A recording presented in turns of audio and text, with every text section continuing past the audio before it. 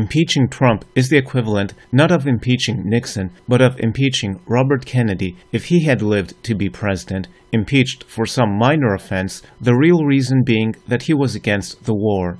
Impeaching Trump is the roar of the establishment. The two parties, judges, media, the protesters paid by George Soros money or who are organized political partisans, themselves products of the establishment.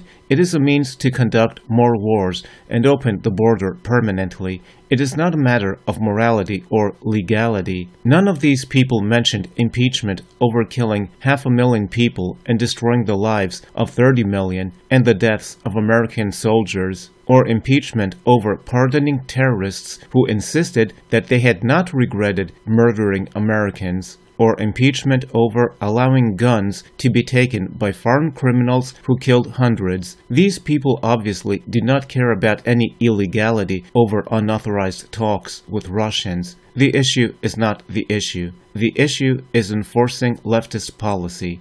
The establishment, controlled largely by leftists and neoconservatives who both agree on the same policies, more mass illegal immigration and more wars, although leftists are obsessed mostly with the first and neoconservatives mostly with the second, led the charge against Trump because the real reason for removing him is their desire for more mass illegal immigration and more wars. One must not be confused and think the left is by definition anti-establishment. This left is funded by the super-rich, and it is the super-rich, they who are under 1%, who own the established media, and they decide to fill their media with leftists and propagandize leftist views because their interests are served by the use of their leftist foot soldiers. If these people consider Trump a danger to democracy, is it because of his policies and his intention to stop wars and mass illegal immigration? They do not dare say something so ridiculous, so they claim it is his loudmouth comments that are the danger. Trump first makes comments without thinking and then calmly decides and chooses logical policies, but it is these comments that the media intentionally misinterprets as racist. When he insults people for their leftist views, the media say he insults them because they are black or women. But he says the same for white men who are on the right wing of politics. When he insults criminals, the media say he insults all immigrants. Thus, these people, officials, media, and protesters, consider loudmouth comments to be a danger to democracy, but do not consider democracy to be threatened by the media that is 90% on one side of the political spectrum, brainwashing people nearly exclusively in one direction, and that intentionally misinterprets Trump's comments and misleads the public to such a degree that it encourages violence. Do not consider democracy to be threatened by the leftist violence that shuts down speeches and meetings, taking away people's freedom of speech. And do not consider democracy to be threatened by the courts that intentionally misinterpret the law and do not allow states to check whether voters are actually citizens, thus making it easy for non-citizens to vote if they wish. These people do not consider themselves a danger to democracy.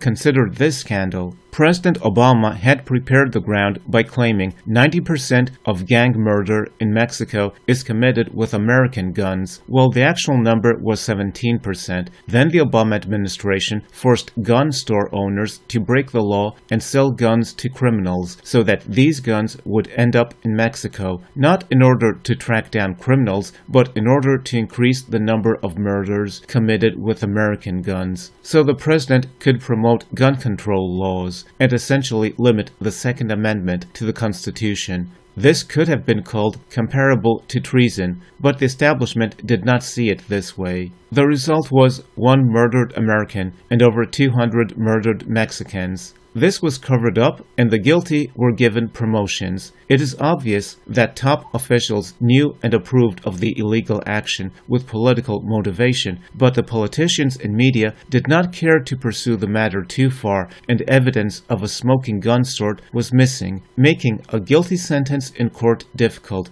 But the person who was not imprisoned for participating in this crime was the one who was chosen to investigate President Trump over illegal activity, a career servant of the establishment used by both parties. Janet Reno was a prosecutor who became famous by putting completely innocent people in jail, accusing them of child sexual abuse. These were the qualifications that made President Bill Clinton make her Attorney General, from which position she used the fake testimony of one single person to launch a military attack on a religious cult, killing over 80 people, including many children. No impeachment. One may compare how letting a young woman die intentionally by choosing not to inform the police to go and save her after an accident, letting her die after struggling for more than 2 hours for air, was acceptable by the media and justice system, and the leftist politician who let her die continued his successful career, while President Nixon was impeached for covering up a burglary he had previously not known about. Certainly a crime, but not one that results in death. It is not what you do, but if powerful people have a motive to hurt you. Who will dare oppose the establishment and its policy of war and mass immigration if Trump is impeached over insignificant talks that had no effect on anything, neither on the elections nor on foreign policy, while a politician can instead follow a policy approved of by the establishment and get away with murder, mass murder, and war-scale mass murder? Compared to this, people close to Trump having unauthorized talks with Russians is the equivalent of spitting on the sidewalk. A president impeached for spitting on the sidewalk over a legal technicality is possible, however. Then the representatives will decide, but a difficult-to-achieve two-thirds majority in the Senate is needed to remove Trump. This has failed both times it was tried for a president, the latest being Bill Clinton's impeachment over breaking the law by perjuring himself with concern not to any of the serious matters that were alleged against him and which were never investigated in earnest, but over a ridiculous affair that was used in partisan politics, again not justifying the removal of a president. The Watergate and Monica Lewinsky scandals were a minor matter and a completely insignificant matter, respectively, but because they were legal technicalities, politicians on the other side made a big deal out of them. Presidents Clinton and Obama pardoning unrepentant, hardened leftist terrorists is not a big issue because it was done in a legal manner. But even this is something that could be investigated and result in criminal charges. If the establishment wanted to go down that path, it cannot be proven legally that the reason that President Clinton pardoned the biggest tax evader in history was that this man had given a lot of money to the Clinton Foundation. Still, the person who found no illegality on the part of Clinton is the one who went on to propagandize nonstop that Trump was a danger to the country. It may be assumed politicians will vote according not to the law or logic, but politics, in similar fashion to many judges. As judges have been known to legislate from the bench, meaning to intentionally misinterpret the law in order to change the law with their decision, acting as unelected legislators. In the United Kingdom, judges do not allow even the worst immigrant criminals to be deported by pretending that they are protected by European laws, despite the fact that these laws actually allow their deportation, but the judges have the authority to pretend and impose anything they like. One has to remember that politicians and judges above all care about their career or money. Thus they try to be on good terms with the establishment that supports mass immigration, multiculturalism, and war, and opposes Trump. Most Republican politicians also support, albeit secretly, mass immigration, multiculturalism, and war, and are against Trump.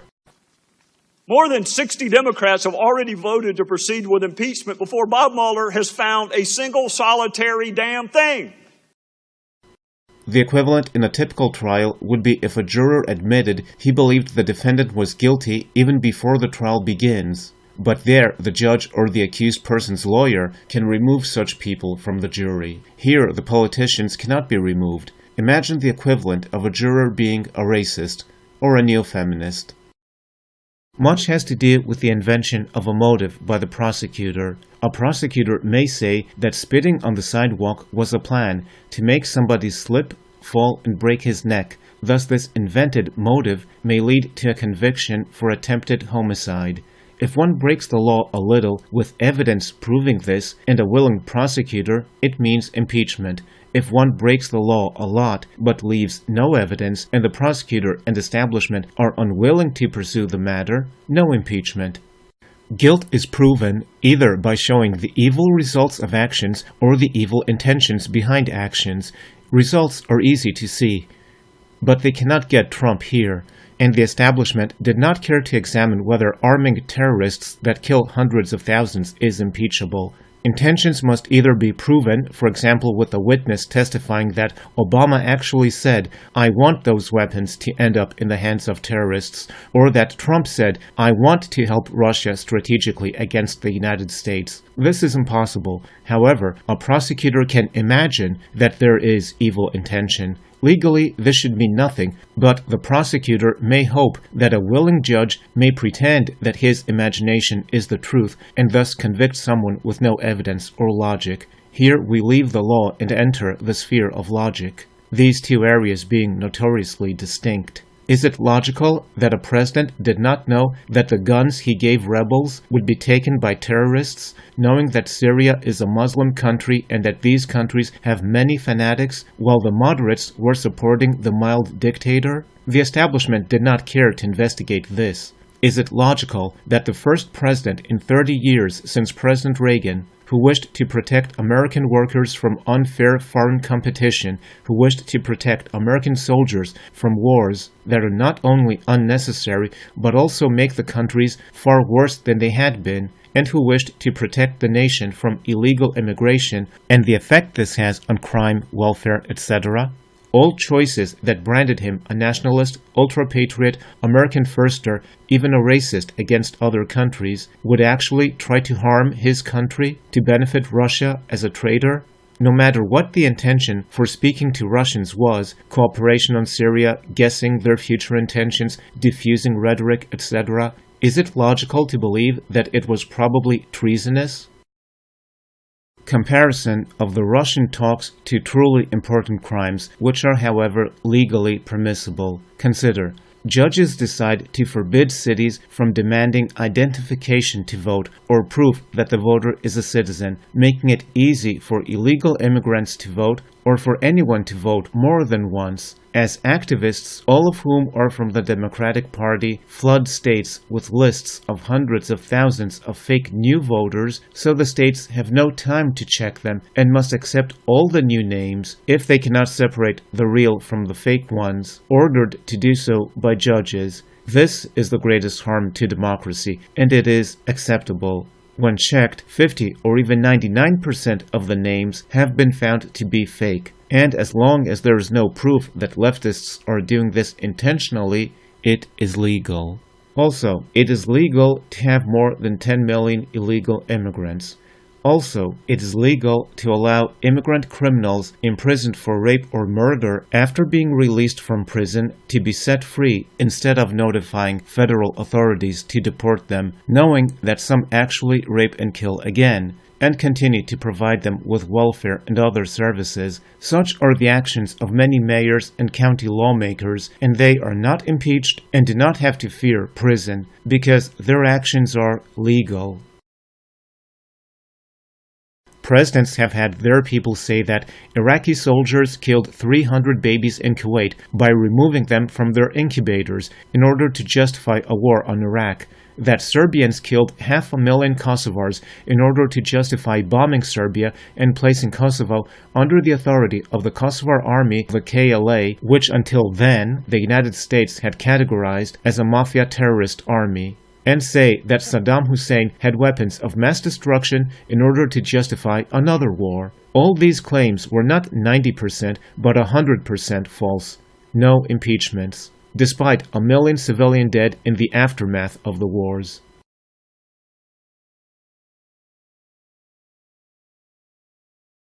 They did not consider it treason and demand impeachment over letting Americans die in Benghazi, or that the Iran deal may have made it easy for Iran to obtain nuclear weapons and threaten the United States. This is only a possibility, but a stronger one than believing the United States is threatened by Russia, or convincing your countrymen to hate each other.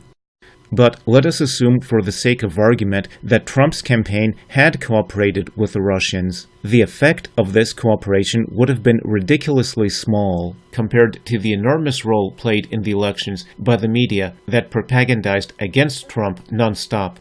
or the influence by means of tens of billions of dollars, which is, however, legal as it is disguised as even philanthropy, but is actually meant for propaganda and protests. The guilty sentences of Trump's associates involved actions like unauthorized talks and relatively small amounts of money that these people kept hidden. And even this, with the appearance of new evidence, was later proven to be mostly false. United States officials were informed about these talks before and after they occurred, making treason a complete impossibility. Only formalities were not adhered to, and the man chiefly accused did not inform the officials about one foreign policy issue being discussed. The man who chose not to reveal this evidence that showed a man accused of treason was actually innocent is the one who considers Trump to be dangerous in his foreign policy.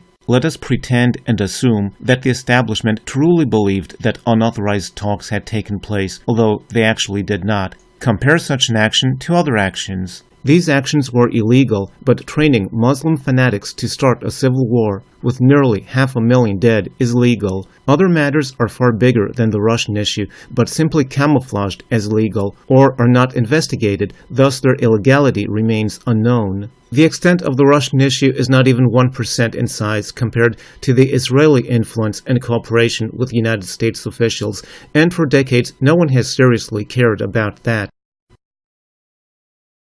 The Democratic Party tried to stop Congress from learning information about the source of accusations against Trump before it became known that it was the Democratic Party itself that funded what essentially was detective work against Trump, and although they failed to find anything useful, it was people working for the Democratic Party who cooperated with Russian officials, trying unsuccessfully to get damaging information on Trump.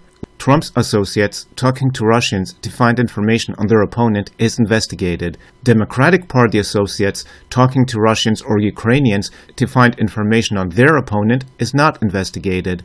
The purported reason is that the first is connected to a supposed Russian effort in favor of Trump, but no connection has been shown. The establishment can use the law any way it is useful for them, because there is selective enforcement of laws. The investigations concern learning whether the content of the conversations included either acceptance of information from a foreigner or talk about politics with someone connected in any way to a foreign government, both of which actions are illegal, the second under an over 200-year-old law, under which no one has ever been convicted, as it is meant for extreme circumstances, otherwise it would be ridiculous. An American tourist would not be allowed to talk about politics in another country with someone he meets on the beach if that person happens to be working for his government, or it would be illegal for an American taxi driver driving a Russian diplomat to talk to him about politics. And the thousands upon thousands of non-governmental organization activists who talk constantly to officials of foreign governments on policy issues would have to be arrested. It would be illegal for Americans to work for Amnesty International. But when President Obama was caught secretly making promises to Russia, this was legal, and it is logical. This is the nature of diplomacy. Also, when President Obama chose a soft response against Russia for its aggressive policy in Ukraine, this was also logical because he could not risk war with Russia over an affair which Americans had largely started by inciting the violence that brought down a democratically elected government. However, if these leftists were truly ultra-patriots who want an aggressive policy against Russia, then they would have condemned Obama over these two instances far more than they would have condemned Trump. Not over the legal technicalities, but because they would see him as surrendering to the Russians. Simply, they are hypocrites. When the FBI asked the court for permission, a warrant to investigate Trump's campaign, because of this information they had, they did not mention that this information probably came from the associates of the Democratic Party, because their aim was to investigate Trump. There was obvious cooperation between the Democratic Party and the FBI against a presidential candidate. At one point, the British spy who was paid to investigate Trump was working simultaneously for the Democratic Party, an influential rich Russian so-called oligarch, and was associated with President Obama's Justice Department and the FBI. A high-ranking Justice Department official admitted he had worked with a British spy during the election and that he had informed the FBI of his wife's working with a spy, which constituted conflict of interest. But Democrats pretended this was not true in order to cover up the fact that there was cooperation of political partisans, anti-Trump people with supposedly impartial government agencies, and cover up the fact that the FBI decided to hide this from the court to get the warrant. The truth came out when the full interview was revealed. The spy community immediately created problems for Trump as he became president, with allegations about Russians influencing the elections. Although absolutely no proof or even indications show Trump having any connection to any of this, the effect was that it provided the excuse to investigate Trump's campaign. Obviously, these people are the deep state. If they choose to attack Trump, it means that they see his policy as dangerous to their interests. And these exact same FBI agents and attorneys prejudged the outcome of the Russia investigation before it even began. It is quite literally the definition of bias.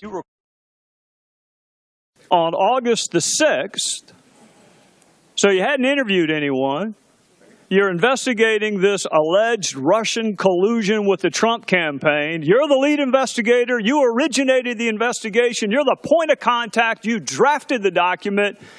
And here you are before you've interviewed a single solitary witness saying F Trump.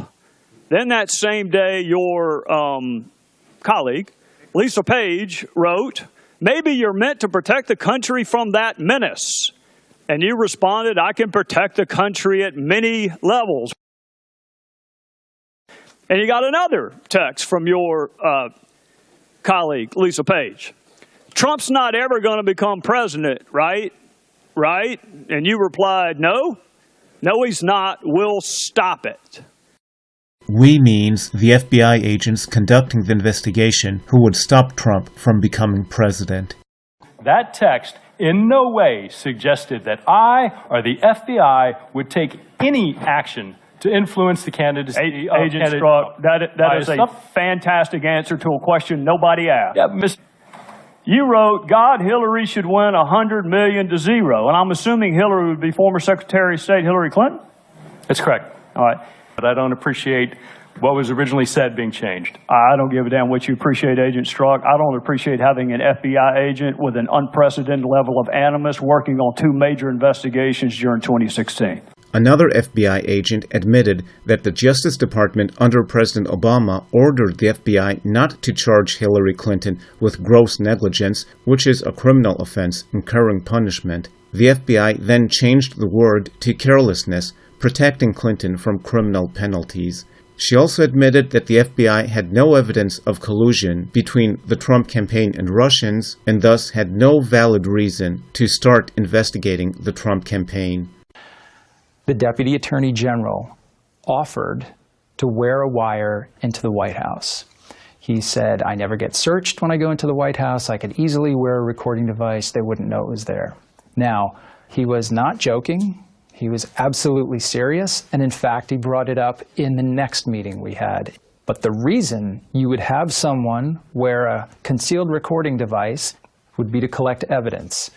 And in this case, what was the true nature of the president's motivation in calling for the firing of Jim Comey? McCabe also said Rosenstein discussed how the cabinet might use the 25th Amendment to remove Mr. Trump from office. One may choose to believe that this would have been an innocent investigation into the mere possibility of a crime, or an indirect coup d'etat to overthrow the democratically elected government. Knowing that, unlike other politicians who are very careful with their words, Trump often first speaks without thinking, then thinks calmly, and decides on reasonable policies that are better than those of his predecessors. But the very fact that he first speaks without thinking means that someone recording his conversations could use Trump's words in a tricky way to show that he is unfit for office, attempting to judge him not by his actions, but by his first emotional outburst. Many politicians would then pretend that this constitutes a crime or treason. The fact that it was finally revealed that both Trump and the people of his campaign were completely innocent of any collaboration with Russia means that Trump had nothing to hide. He did not have to fear an investigation, so if he tried to limit the investigation, it was not to protect himself. It was because he knew it was unnecessary and because he knew it was being used as a political tool in the hands of the Democrats in order to undermine his presidency. Conducting the investigation or stopping the investigation was a political issue concerning political leverage, political gain. It was never a real investigation into crime and treason. The president said he did not believe that the North Koreans had the capability to hit us here with ballistic missiles in the United States. And he did not believe that because President Putin had told him they did not. Democratic presidential candidate Kamala Harris weighed in while campaigning in New Hampshire. The idea that the President of the United States would take the word of the head of Russia over the head of the intelligence community is the height of irresponsibility. Irresponsibility? As in open borders, voting without proving citizenship, making minorities hate the majority, and designing a civil war in Syria? Take the word of the intelligence community?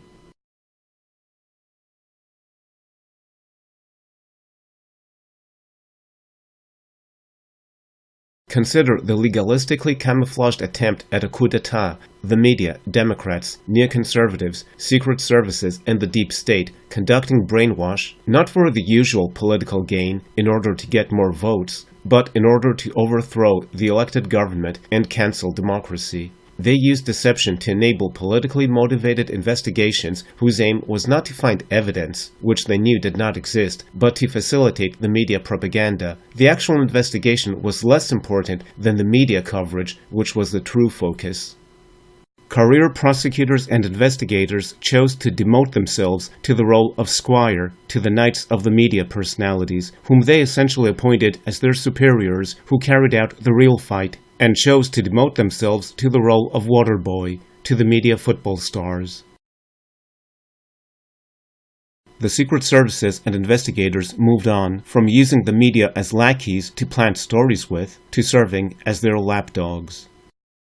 After the first attempt failed, the establishment found a second chance for impeachment and, as with Steele, once again used a career Secret Service agent to have the excuse to start the proceedings, a person who once again gave information about things he had not witnessed, but supposedly heard or was told. However, if getting information against your political opponents from foreigners is treason, and if the Democrats were correct to investigate Trump's Russian connections, then Trump is correct to investigate the Democrats' Ukrainian connections. And if he did it for personal political benefit, were these Democrats not twisting or abusing the law also for political benefit?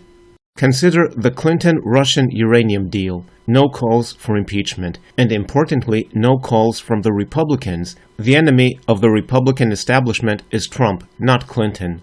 This may not be immediately obvious, as Republican politicians supported or pretended to support President Trump's idea for the wall, but they did this because they feared the reaction of their voters if they opposed the wall. Their real intentions were clear. 25% of Republican senators actually wanted to, in effect, cancel their country's border by proposing that all illegal immigrants who have children be allowed to enter. With the Clinton-Russia uranium deal, the Obama administration approved Russia's buying of a company that would give the Russians a small percentage of United States uranium production and processing.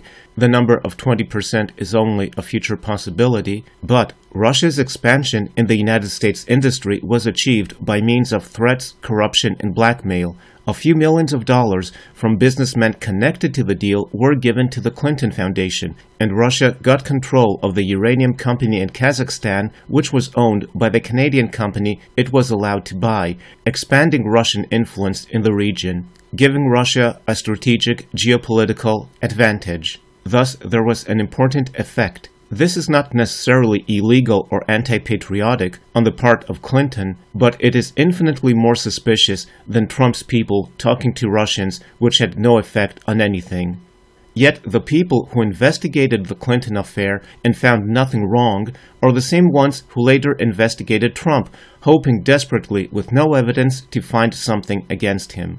Leftists even believed that if Trump fires these people from their jobs, this would constitute treason and grounds for impeachment. With no proof and no bad results, the establishment can only condemn its enemy by claiming he had evil intentions. Without proof, intentions can only be in the imagination of the prosecutors and judges, and these are the people the establishment controls. The establishment's people may choose to claim that the intention to fire someone was that he was a partisan troublemaker who was bad at his job, as Trump would claim if he fired the prosecutor, or that the intention was to cover something up. This is also in the imagination of the career politicians of Congress, if they believe and decide that this action demands impeachment, while other actions do not. The president has the right to hire and fire these people, but leftists and some Republicans say that this time he does not have this right, because this time the president is not part of their establishment. One may consider the enormous difference here. The people President Obama hired protected the Democratic Party's people and their interests. The people Trump hired moved against him, because they served the establishment. Trump hired as Deputy Attorney General the man who hired the prosecutor who is desperately trying to find something illegal against Trump.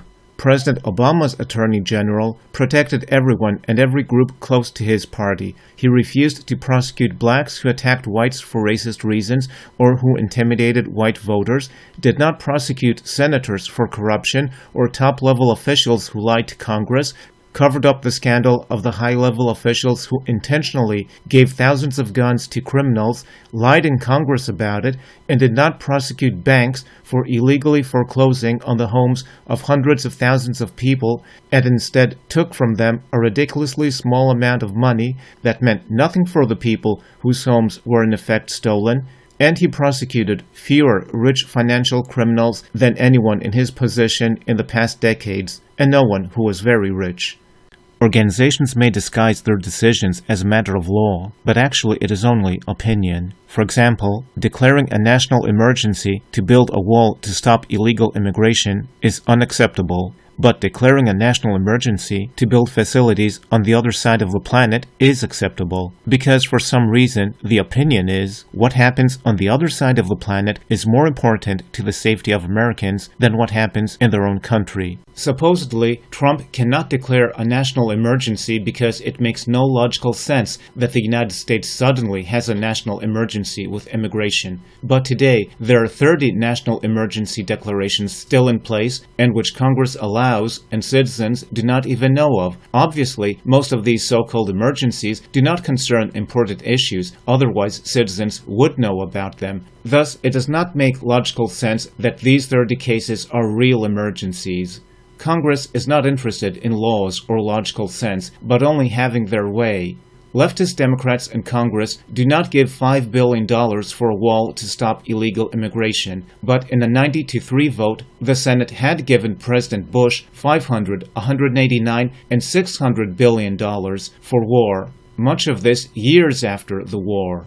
Many Republican senators supported a plan to allow all immigrant families that reach the border to enter and stop the policy of separating them, which means keeping in the country only the children who are supposedly in danger. This would allow absolutely everyone to immigrate to the United States, as everyone has a child or can take a relative's child who would be more than willing to send his child to the United States and present it as his child. This would in effect make the border disappear. Thus, 25% of Republican senators wanted to cancel their country's border. They believe sending the army to fight or monitor the situation so as to protect Syria or Afghanistan is important. Their country is not. Clinton broke the law by using a private server for her emails, many of which actually did pertain to state matters, as it was found out, and her assistant deleted 30,000 emails after Clinton was officially asked to deliver those emails concerning the Benghazi affair when Clinton allowed 4 Americans to be murdered. This issue is only a legal technicality as well, unless one believes that Clinton intentionally used her private server and intentionally arranged that the emails be erased because she had something to hide concerning not a burglary but the deaths of 4 Americans.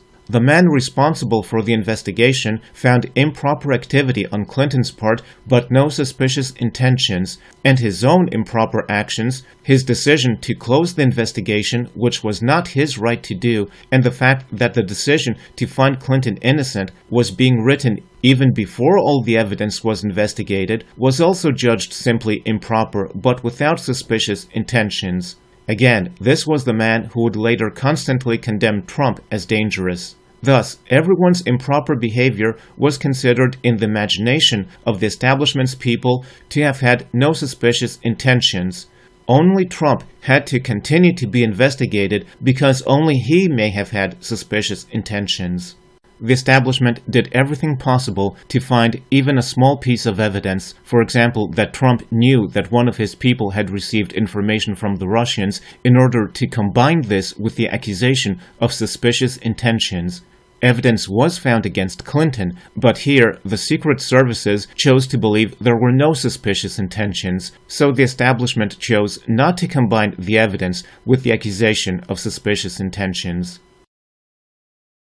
If Trump lied about his past deals in Russia, his deals were not illegal or not more illegal than the deals of the average businessman, because that is how business works. Anyone who lives in the real world and does not live in the security of a state employee job knows that. And lying about your past or, as is the case with most politicians, your future intentions to get more votes is not illegal. All presidents have done that to a far worse degree. But if there is an investigation, these lies become a crime because they are considered obstruction of justice or perjury. Thus, the establishment allows some politicians to lie by not investigating them, but chooses to investigate others in order to use any small lie as a weapon against them. But even here, it depends on the politicians themselves if they will consider the proven crime enough to remove the president, or if they will disregard the illegal action, as they did with Bill Clinton. If the establishment wants to, they can find every person in the country guilty this way. A prosecutor can ask everyone to state publicly if they cheated on their taxes, cheated on their spouse, spoke badly about a friend behind his back. Every citizen will lie on some issues to avoid problems with their taxes, spouse, friend, etc. Thus, everyone would be guilty of obstruction of justice. Speaking badly about a friend is legal. Lying about it to the prosecutor is illegal. Thus, it is the investigation itself and the prosecutor's questions that make people break the law. Is it wrong to investigate a person without real reason to suspect them, just in case? Yes, this is why it is illegal for the police to investigate someone in depth without a warrant. They must prove to a judge that they have reasonable suspicions. Consider another danger: a businessman president. People lie about what they are involved in, a taxi driver about fares, a real estate developer about business deals. In many cities or countries, it is impossible to do business without breaking the law and offering bribes. This is mostly the fault of the state and state employees themselves. Penalizing a politician for minor, not truly harmful discrepancies would mean that it would be impossible for business people to take part in politics. Only career politicians would be able to become president, as well as other people who are friendly to or are servants of the establishment, lawyers, bureaucrats, etc. Their much bigger illegal activities would be covered up by the system, as they are on the same side. As for what really matters, did Trump's business deals make him favor Russia with his policies? No, Clinton did that. Is a less imperialist policy proof of treason? That would be like saying the governments of the United Kingdom and France should become more imperialist and conquer Africa once again in order to prove that they are not traitors. Treason is to adhere to the enemies of the United States, giving them aid and comfort. This means that Russia must be seen as an enemy, but Russia has not attacked the United States. The fact that Russia competes against the United States for geopolitical influence in Asia is not the definition of enemy. Influence in the election is a serious matter, but this surfaced later, after the election and the meetings Trump's associates had with Russians. And if Russia is an enemy, then a traitor is not someone who talks to the Russians, but he who gives aid to them. This would mean Clinton, who actually gave aid to Russia in the uranium deal. But even if Trump had worked with the Russians to win the election, it would be illegal, but for it to be treason, Trump, after becoming president, would have to commit an action that would provide aid and comfort to the enemy. He has done nothing like this, but Clinton has. After claiming there was no wiretapping against Trump during the Obama administration, the Secret Services admitted there was, but they did not choose to wiretap Clinton when they were investigating her. Career servants of the establishment chose to investigate Trump, not Clinton. Were they obsessed with the possibility of Trump being a Russian agent, or were they protecting the establishment's policy of more wars and more mass illegal immigration? Add to this the career spies who were discovered attempting to sabotage Trump to get Clinton elected. As for those convicted, one was convicted for not informing the government that someone else had told him Russians may have information on Clinton. Some were convicted for not registering as lobbyists and hiding the money they made and not paying taxes. Their work was legal, hiding it was not. And they initially lied to prosecutors about their actions, but nothing to do with the elections or helping Russia in any way. These people were also found guilty for lying to the prosecutor, but this illegality came about after the investigation and because of the investigation. Thus, what they had done before the investigation was less important than what happened due to the investigation. The prosecutor, in one of his indictments, again chiefly for lying to the prosecution, actually inadvertently proved there was no cooperation between the Trump campaign and any Russians. Russian hackers appeared to have found Clinton's emails and given them to WikiLeaks, which then released them. The story goes, someone from the Trump campaign may have asked this man to learn what the emails were about, which means Trump's people did not have any contact with Russians or WikiLeaks, otherwise they would have known what the emails were. They would not be asking someone else. This means the prosecutor knew all along there was no conspiracy involving Trump's people. Then FBI director actually stated that the FBI is investigating links between the Trump campaign and Russia, so he actually broke the FBI's own rule never to announce an investigation unless there is already evidence and the FBI is about to take someone to court. This rule may have made people believe that the FBI actually already had proof and was about to officially accuse Trump. There is the opposite point of view, the ridiculous idea that the Trump campaign's attempt to learn what was happening proves they knew what was happening beforehand. An idea promoted by yet another neoconservative warmonger expressing his views through a leftist newspaper. Incidentally, the same man claims that Trump made Muslims become anti-American terrorists because he said that the Iraq War was a mistake, but at least the United States could have taken some oil for its trouble. Supposedly, the actual war this man supported, with 500,000 Muslims dead, did not lead Muslims to become anti-American. Trump's comments did. As for the real attempt to influence the elections, a few Russians were truly involved. Their effort, however, had no effect, and no Americans were involved in this scheme. If one wishes to believe that the Russian effort did have a small effect through social media posts and hacking Democrat computers, then he thinks that for some reason the Russian influence, which was well under 1% of all the influence a citizen was subjected to, was the decisive factor in enough citizens' minds to decide the election. Notice that the release of Clinton's emails seems to have been a more decisive issue, but the Democrats did not focus on that because their aim was not to uncover a Russian plot, but to uncover one that involves Trump. The issue is not protecting democracy, but getting Trump. The inquiry has no reason to exist unless its purpose officially changes from inquiry into collusion with Russia to inquiry into financial scandals and tax evasion. Obviously, these people were not the only lobbyists in the country who cheat on their taxes. Normally, the establishment would not care to investigate people like them, but there was an interest this time, getting Trump. One may argue that if Trump had a financial interest, then he had a motive to be soft on Russia. Is this not worth investigating? The answer to all such reasoning is no. Every person has a financial motive to kill his neighbor and take his money, but usually does not do it. And the police investigate only when there is reason to suspect. They do not investigate every death in the country. And if mere possibility justifies investigation, consider that the Clintons receiving millions of dollars at the time of Bill Clinton's choice to pardon the biggest tax evader, more millions at the time of Hillary Clinton's choice to allow the Russian uranium deal, and erasing the evidence in 30,000 emails after being told they constitute evidence, was not judged to be suspicious or having intentions worthy of more investigation.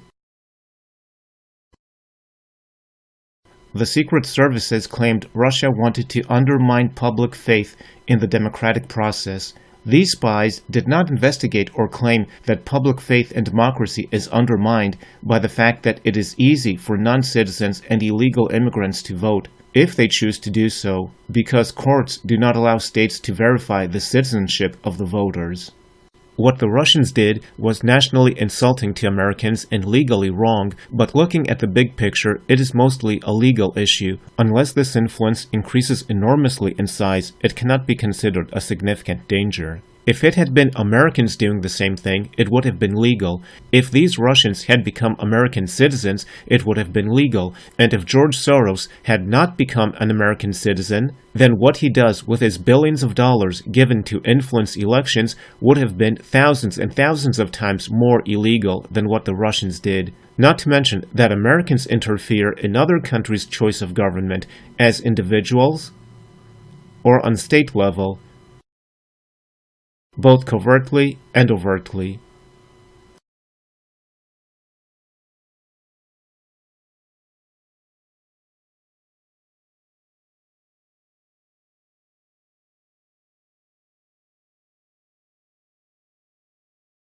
A citizen should care more not about the legal issue, if under 1% was influenced to vote a certain way, but about the real danger to democracy, even to nationhood itself, which regards the tacit conspiracy between politicians, media, neoconservatives, Wall Street, and large corporations who through the media influence and brainwash 20 or 30% to vote a certain way. 10 or 20 years ago, without the recent media blitz, the vast majority would have considered stopping illegal immigration to be perfectly normal and necessary, not a Nazi attitude. For the first time, the media was so nearly absolute in its opposition to one candidate, calling evil, racist, and fascist an opponent of illegal immigration, not the proponent of wars and creator of civil wars with nearly 500,000 dead. Their dogma, no free speech, supposedly to protect the sensitivities of certain people. Globalization, so rules are mandated by treaties and unelected officials, not by elected governments. And mass immigration that changes the voting body, substituting the existing citizenry with new voters, the vast majority of whom will vote for the left. Not some silly revolutionary left, but the globalizing establishment left. All these lead to loss of democracy.